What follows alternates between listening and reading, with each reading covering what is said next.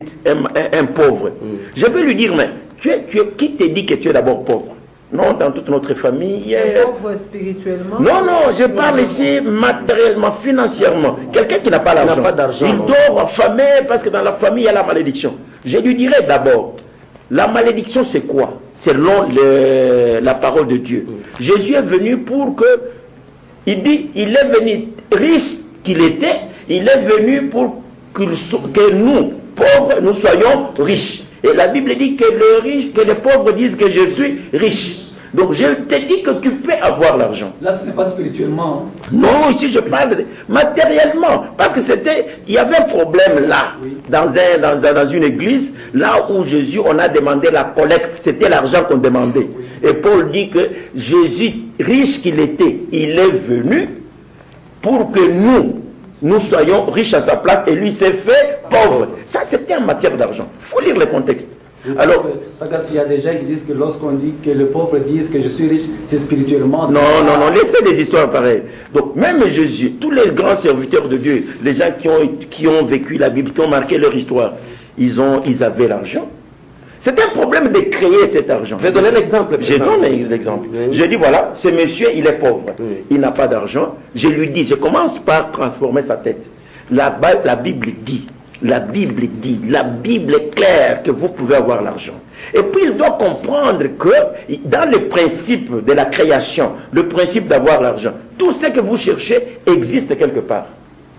Comme Abraham. Son fils lui pose la question, papa, nous allons offrir comme d'habitude, mais où est l'agneau? Où est l'animal qu'on doit aller immoler? Son père lui dit, Dieu pourvoira. Les gens ne comprennent pas. Autour de nous, dans le monde du surnaturel, ce que vous cherchez là existe bel et bien.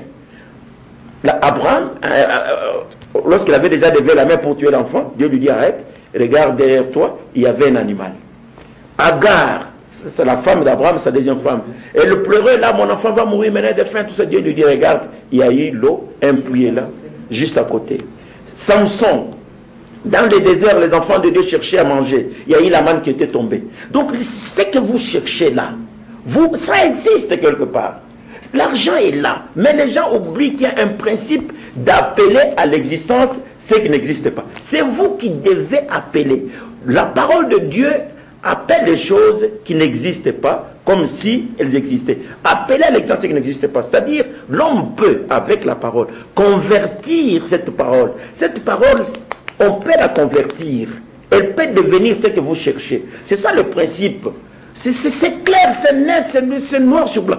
Sinon, pourquoi Jésus avait-il dit que rien ne vous serait impossible? Rien comme quoi? Il dit tout est possible à celui qui croit. Il n'a pas dit que non, l'argent, ce sera impossible. Maintenant, les étudiants doivent entrer en profondeur, apprendre comment tout est possible. Donc, le pauvre, s'il est pauvre, c'est parce que lui-même, il ne comprend pas et il ne veut pas non plus maîtriser les enseignements. S'il nous suit, je crois à la 4e, 5e dimension, il sera capable d'appeler à l'existence qui n'existe pas. Sinon, le principe de Jésus n'a pas sa valeur, sa raison d'être. Donc, Bishop, vous voulez dire que quand on accède à une autre dimension selon le surnaturel, vous êtes obligé, capable de dominer les matériels. C'est ce que vous dites. La dimension peut-être sera mal interprétée parce que je sais que les gens disent tout ce qui dépasse leur tête, c'est de la magie, c'est du mysticisme, ainsi de suite. Non. La dimension, c'est la croyance. Il y a une dimension spirituelle. La Bible nous dit elle-même que dans cette Bible, il y a des enseignements qui sont appropriés, qui sont réservés aux bébés spirituels. Il y a des enseignements qui sont pour les gens qui ont une grande connaissance, les gens adultes. C'est ça que je dis. Si on devient adulte, on est capable. Sinon, alors comment est-ce qu'on va expliquer ce verset qui dit « Rien ne vous serait impossible » Comment on peut expliquer ça? Alors, sa grâce, vous savez, l'homme dans une situation donnée peut être perturbé, il ne se retrouve pas.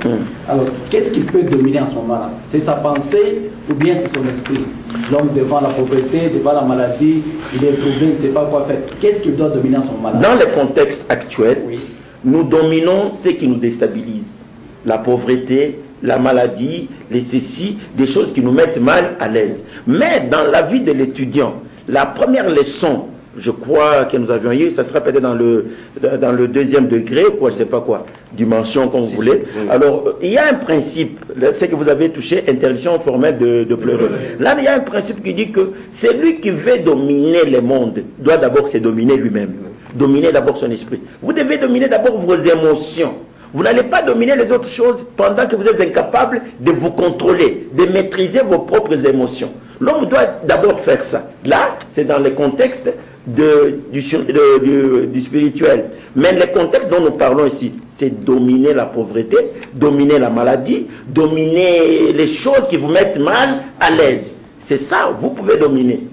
Appeler l'inexistence à l'existence. À l'existence, oui. Bishop, parce que vous parlez de principes, tout à l'heure vous évoquiez certains autres principes qu'on peut qualifier de principes du surnaturel, que je voudrais que vous puissiez expliciter, disons, les téléspectateurs, mieux les étudiants du surnaturel. Vous avez parlé, par exemple, du principe tel que l'esprit précède la chair, mais aussi le principe qui dit la croyance précède toujours le fait. Est-ce qu'on peut savoir le fond, mieux la quintessence ou la primeur de ces deux principes? Écoutez, Dieu dit dans cette Bible à Josué, Josué, de ton vivant, nul ne tiendra devant toi. Là où tu mettras la plante de ton pied, ce lieu-là, je te le donne. Alors, ça, mettons ça entre parenthèses. Il y a l'histoire la discussion entre Marthe, Jésus, sur la mort et la résurrection de Lazare. Je vais qu'on lise ça, avant de revenir sur là où tu mettras la plante de ton pied, celui-là je te le donne.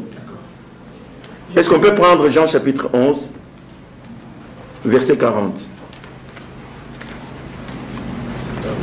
Jean 11, 40. Jean de l'Évangile, oui. Jean de l'Évangile. Oui.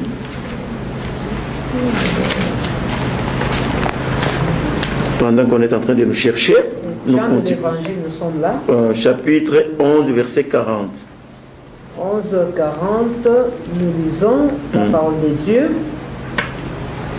Jésus lui dit, ne t'ai-je pas dit que si tu crois, tu verras la gloire de Dieu? Oui. Si tu crois, tu verras la gloire de Dieu. Ici, c'est la croyance qui précède voir la gloire de Dieu. À condition que tu puisses croire, c'est ainsi que tu verras la gloire de Dieu. La croyance précède le fait. La gloire de Dieu, c'est un fait. Mais la croyance, il n'y aura pas de miracle, il n'y aura pas de fait si on n'a pas cru. Or, si nous parlons de la croyance, nous revenons sur notre première introduction, de la foi, de la pensée et de l'esprit. De ce que vous avez dans la tête. C'est ainsi, dans cette histoire, Marthe disait à Jésus, parce que Jésus avait dit non, ôter la pierre, Marthe dit à Jésus, non, ça fait 4 jours qu'il est là, ils sont déjà. Jésus lui dit, non, là tu es en train de penser, ta pensée, elle est charnelle, elle est naturelle, mais moi, j'ai une autre façon de voir les choses. Ce qu'elle disait là n'était pas un mensonge. 4 jours après, selon l'expérience, l'homme serait déjà en décomposition. Mais Jésus dit non. Je t'ai dit, si tu crois, tu verras la gloire de Dieu. Alors, l'esprit précède la chair. C'est comme, on peut lire les 2 versets d'une manière parallèle. Nous revenons sur Josué chapitre 1. J'ai parlé de Josué ici. Et nous gardons encore Jean. Jean, oui. Josué chapitre 1, si vous lisez le verset 3. Ok, le verset 3, nous lisons la parole de Dieu. Oui. Tout lieu que foulera la plante de votre pied, je vous le donne, comme je l'ai dit à Moïse. Tout lieu que foulera la plante de ton pied, je te le donne. Alors, comment est-ce que cela se fait? Parce qu'il y a un fait, il dit là où tu fouleras la plante de ton pied, je te donne. Il y a le surnaturel lié au matériel, au physique. Vous verrez que Dieu, après avoir dit ça à Josué, il ne l'a pas laissé comme ça. Il lui a dit après, est-ce que tu peux nous lire le verset 7? Toujours Josué. Oui, là il y a maintenant une condition. Dieu, quand tu donnes disons, il promet quelque chose, une promesse, il donne aussi un principe pour la faisabilité. C'est ça la condition. Qu'est-ce qu'il dit? 7. Fortifie-toi seulement. Pour que cela soit réalisable, soit effectif, là où tu mettras la plante de ton pied. Celui je te le donne, pour que nul ne puisse tenir devant toi.